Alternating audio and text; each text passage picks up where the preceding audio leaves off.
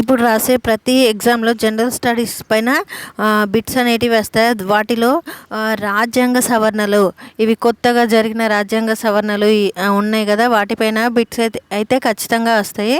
ఇప్పుడు చూద్దాము. రాజ్యాంగ సవరణ నారీ శక్తి వందన్ అధినియమం 2023. ఇది దేని గురించి అంటే నారీ శక్తి వందన్ అధినియమం అంటే ఇది మహిళా రిజర్వేషన్ బిల్లుకు సంబంధించింది. ఇది మరి ఈ మహిళా రిజర్వేషన్ బిల్లు ఎన్నో రాజ్యాంగ సవరణ ద్వారా ఆమోదించబడింది అనేది చూద్దాం.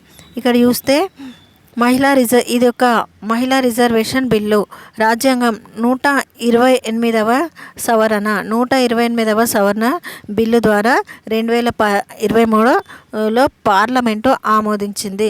రాజ్యాంగ సవరణలు అన్నీ గుర్తుపెట్టుకోవాలి. 128వ రాజ్యాంగ సవరణ అంటే దేని గురించి? మహిళా రిజర్వేషన్ బిల్లు. ఇప్పుడు చూద్దాం మహిళా రిజర్వేషన్ బిల్లు అంటే ఏమిటి అంటే, ఇక్కడ చూస్తే మహిళా రిజర్వేషన్ బిల్లు అనేది భారత పార్లమెంటులో ఆమోదించబడిన బిల్లు. ఇది భారత రాజ్యాంగాన్ని సవరించి భారత పార్లమెంటు దిగువ సభ, లోక్సభ మరియు లోక్సభలో మొత్తం సీట్లలో 1/3 వంతు రిజర్వ్ చేయాలని చెబుతుంది మహిళల కోసం అన్ని రాష్ట్రాల శాసనసభ్యులకు. నెక్స్ట్ మరి బిల్లు యొక్క లక్షణాలు ఏంటిది?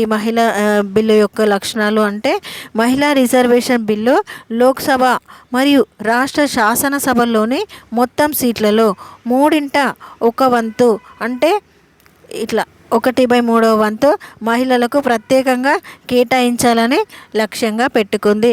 ఇది ఇంతకుముందు మొన్న జరిగిన గ్రూప్ 2, గ్రూప్ 3 ఎగ్జామ్లో కూడా వచ్చింది. ఇది మహిళా రిజర్వేషన్ బిల్లు.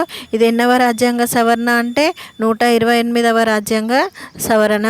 మహిళా రిజర్వేషన్ బిల్లు ఎన్నవ రాజ్యాంగ సవరణ? 128వ రాజ్యాంగ సవరణ. ఈ బిల్లులో దేని గురించి అంటే 1/3 వంతు మహిళా రిజర్వేషన్ అనేది. అది మరి వేట్లలో అంటే దిగువ సభ, లోక్సభలో వీటిలలో మొత్తం 1/3 వంతు రిజర్వ్ చేయాలి అని చెప్పడం జరిగింది. 1/3 వంతు. అయితే ఎగ్జామ్లో ఏమి ఇచ్చిండు? ఇంత 3 అంటే 33% అని ఇచ్చిండు. ఇది 33% అనేది కాదు. ఎంత? 1/3 వంతు. ఈ విధంగా గుర్తుపెట్టుకోవాలి. ఇప్పుడు జరిగే ఏ కాంపిటేటివ్ ఎగ్జామ్ తీసుకున్నా ఈ రాజ్యాంగ సవరణల గురించి అయితే బిట్స్ అనేటివి వస్తాయి. ఈ రాజ్యాంగ సవరణలు ఎన్ని ఉన్నాయో అన్నీ చూసుకోవాలి. ఇంకా కొత్తగా లాస్ట్ ఇయర్ ఈ ఇయర్ జరిగిన రాజ్యాంగ సవరణలు అయితే ఖచ్చితంగా ఎగ్జామ్లో వస్తాయి. Thank you for watching this video and subscribe చేయండి. మీరు సబ్స్క్రైబ్ చేస్తే మీకు నోటిఫికేషన్లు అంటే అనేటివి పెట్టంగానే మీకు వస్తాయి.